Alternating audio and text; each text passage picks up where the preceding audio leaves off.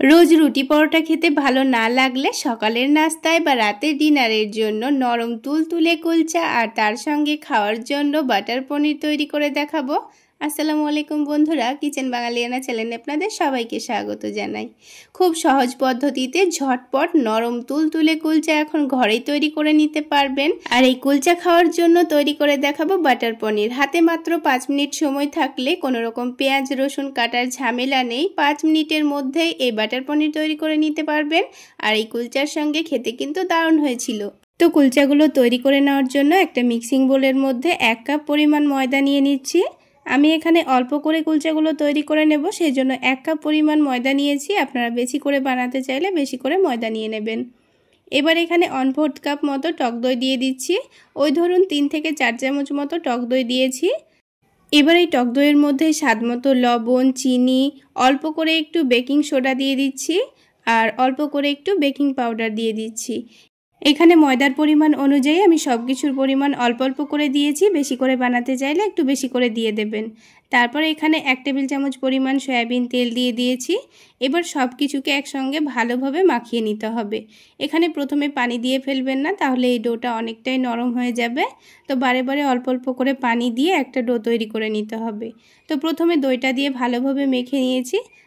তারপর দইয়ের কাপটা ধুয়ে অল্প করে একটু পানি দিয়ে দিলাম। তারপর এটাকে আবার একটু ভালো করে মেখে নেব। তো বারে বারে অল্প অল্প করে পানি দিয়ে ডোটা তৈরি করে নিতে হবে, তা না হলে অনেকটাই নরম হয়ে যাবে। তো ডোটা একটু ভালোভাবে মেখে নিয়েছি। এবার ওপর থেকে অল্প করে একটু তেল ভালোভাবে মাখিয়ে এটাকে কিছুক্ষণের জন্য রেস্টে রেখে দেব। তো আমি এই ডোটাকে 30 মিনিট মতো রেস্টে রাখবো। আপনারা চাইলে 1 ঘন্টা মতো রেস্টে রেখে দেবেন, তাহলে কিন্তু খুবই ভালো হবে। এবার এটাকে ঢাকনা দিয়ে ঢেকে এক সাইডে রেখে দিচ্ছি। তো এদিকে আমি কয়েক টুকরো পনির নিয়েছি, এটাকে আমি বাটার দিয়ে রান্না করে নেব। তো এই পনিরটা রান্না করার জন্য কিন্তু খুব বেশি উপকরণের দরকার নেই, খুব অল্প উপকরণের খুব অল্প সময়ে তৈরি করে নেওয়া যাবে। তো তার জন্য এখানে আমি আগে থেকে একটু গরম পানির মধ্যে 1 টেবিল চামচ পরিমাণ কাজু আর 1 টেবিল চামচ পরিমাণ চালমগজ একটু ভিজিয়ে রেখেছিলাম। তারপর এটাকে ব্লেন্ডারের মধ্যে দিয়ে দিয়েছি। তারপর এখানে 3 টেবিল চামচ পরিমাণ টক দই দিয়ে দিয়েছি আর টক দইয়ের কাপটা ধুয়ে অল্প করে একটু পানি দিয়ে ভালোভাবে ব্লেন্ড করে নেব। এখানে কাজু আর চালমগজটা একটু ভিজিয়ে রেখে ব্লেন্ড করলে খুব সুন্দরভাবে কিন্তু পেস্ট হয়ে যায়। এবার পনিরটা রান্না করে নেওয়ার জন্য একটা প্যানের মধ্যে সামান্য পরিমাণ বাটার দিয়ে দিয়েছি। আপনারা চাইলে এখানে বাটারের পরিবর্তে ঘিও ব্যবহার করতে পারেন, আবার তেল দিয়েও ভেজে নিতে পারেন। তারপর এখানে এই টুকরো করে রাখা বাটারগুলো দিয়ে হালকা নেড়েচেড়ে ভেজে নেব। তো 2-3 মিনিটের মধ্যেই পনিরগুলো কিন্তু হালকা লাল লাল হয়ে গেছে। খুব বেশি লালচে করার দরকার নেই, হালকা লালচে করে ভেজে নিলেই কিন্তু হয়ে যাবে। খুব বেশি ভাজতে গেলে কিন্তু পনিরগুলো রান্না করার পর অনেকটা শক্ত হয়ে যেতে পারে। তো হালকা করে ভেজে নিয়ে এবার এই পনিরগুলোকে আমি তুলে নেব। আর এই পনিরগুলোকে গ্যাসের ফ্লেমটা লোতে রেখেই ভেজে নিয়েছি। তারপর অল্প করে একটু গোলমরিচ গুঁড়ো আর অল্প করে একটু কাশ্মীরি রেড চিলি পাউডার দিয়ে দিয়েছি। তারপর এখানে পেস্ট করে রাখা মশলাটা দিয়ে দেব। ব্যাস, এখানে আর কোনো রকম পেঁয়াজ রসুনের দরকার নেই, শুধুমাত্র এই মশলাটা দিয়ে দিলেই হবে। তারপর এটাকে একটু ভালোভাবে নাড়াচাড়া করে কষিয়ে নেব। তো মশলাটাকে তেল ছাড়া পর্যন্ত ভালোভাবে কষিয়ে নেওয়ার পর স্বাদমতো লবণ, সামান্য চিনি, অল্প করে একটু ভাজা জিরা গুঁড়ো আর অল্প করে একটু ধনে গুঁড়ো দিয়ে দিচ্ছি। এবার সব কিছুকে একটু ভালোভাবে মিশিয়ে নেব। তারপর ব্লেন্ডারটা ধুয়ে অল্প করে পানি দিয়ে দেব। এখানে যেহেতু পনিরগুলো আমি অল্প নিয়েছি, তাই এখানে পানির পরিমাণটাও অল্প দিয়ে দিচ্ছি আর 1/2 কাপ পরিমাণ দুধ দিয়ে দিচ্ছি। এবার সব কিছুকে ভালোভাবে নাড়াচাড়া করে মিশিয়ে নেব। তারপর এখানে 2টো কাঁচামরিচ একটু চিড়ে দিয়ে দিয়েছি। এবার সব কিছু যখন একটু ভালোভাবে ফুটে যাবে তখন এখানে পনিরগুলো দিয়ে দেব। তো পনিরগুলো দিয়ে এগুলোকে একটু ভালোভাবে রান্না করে নেব। তো আমি গ্যাসের ফ্লেমটা বাড়িয়ে রেখে রান্না করে নিয়েছি। এবার যখন ঝোলটা একটু ভালোভাবে শুকিয়ে যাবে তখন এটাকে নামিয়ে নিতে হবে। তো নামানোর কিছুক্ষণ আগে সামান্য পরিমাণ বাটার দিয়ে দিয়েছি। তারপর আবার একটু ভালোভাবে মিশিয়ে নেব। এইবার এই পনিরের গ্রেভিটা আমি হালকা মাখো মাখো করে এটাকে নামিয়ে নিয়েছি। তো এবার এটাকে এক সাইডে সরিয়ে রেখে দিয়ে আমি আপনাদের কুলচাগুলো তৈরি করে দেখিয়ে দেব। তো দেখুন বন্ধুরা, পনিরটা দেখতে কতটা লোভনীয় হয়েছে আর খেতেও কিন্তু দারুণ টেস্টি হয়েছিল। এবার এই পনিরের তরকারিটাকে ওপর থেকে সামান্য পরিমাণ বাটার দিয়ে এখন এক সাইডে রেখে দিচ্ছি। তো এবার এই কুলচাগুলো তৈরি করে নেওয়ার জন্য ডোটাকে আবার একটু ভালোভাবে মথে নিতে হবে আর 30 মিনিট রেস্টে রাখার জন্য দেখুন ডোটা আগের থেকে অনেকটাই নরম হয়ে গেছে। তো তো ডোটাকে আবার একটু ভালোভাবে মথে নিচ্ছি। তারপর এটা থেকে কয়েকটা লেচি কেটে নেব।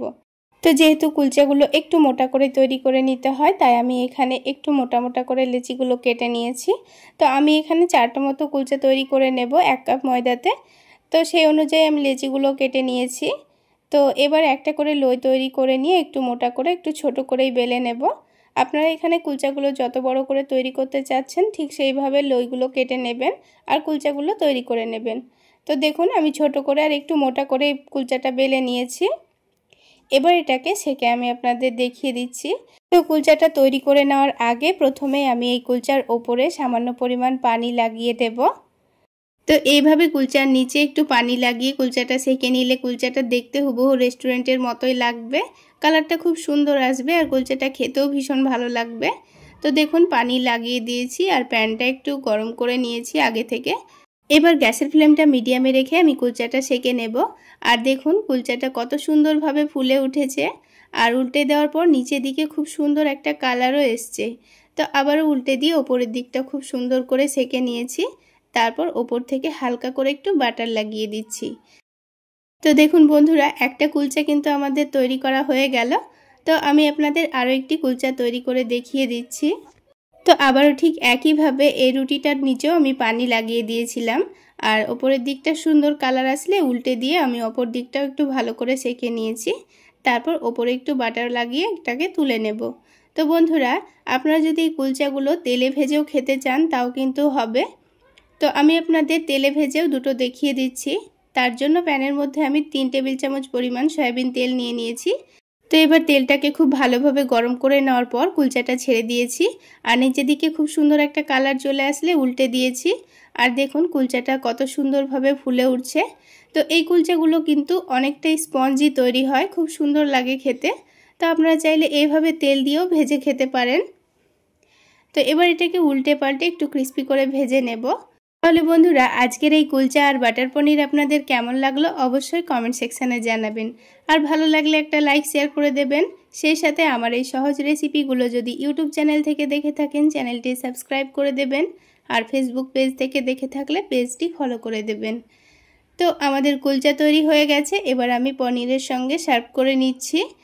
আর দেখুন কুলচাগুলো কতটা নরম তুলতুলে হয়েছে। এগুলোকে বানিয়ে সারাদিন রেখে দিলেও কিন্তু এই রকমই নরম তুলতুলে থাকে, একটুও শক্ত হয়ে যায় না।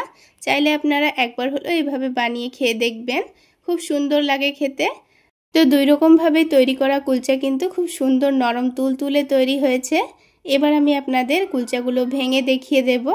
তো প্রথমে আমি সেকে নেওয়া কুলচাটা আপনাদের ভেঙে দেখিয়ে দিচ্ছি। দেখুন ভেতরে কত সুন্দর স্পঞ্জি নরম তুলতুলে হয়েছে। এবার তেলে ভাজা কুলচাটাও আমি আপনাদের ভেঙে দেখিয়ে দিচ্ছি। দেখুন এটার ভেতরেও কিন্তু অনেকটা স্পঞ্জের মতো তৈরি হয়েছে। তো 2 রকমভাবেই খেতে কিন্তু দারুণ হয়েছিল। আপনারা চাইলে একবার হলেও রেসিপি ফলো করে বানিয়ে খেয়ে দেখবেন, খেতে কিন্তু দারুণ হয়েছিল।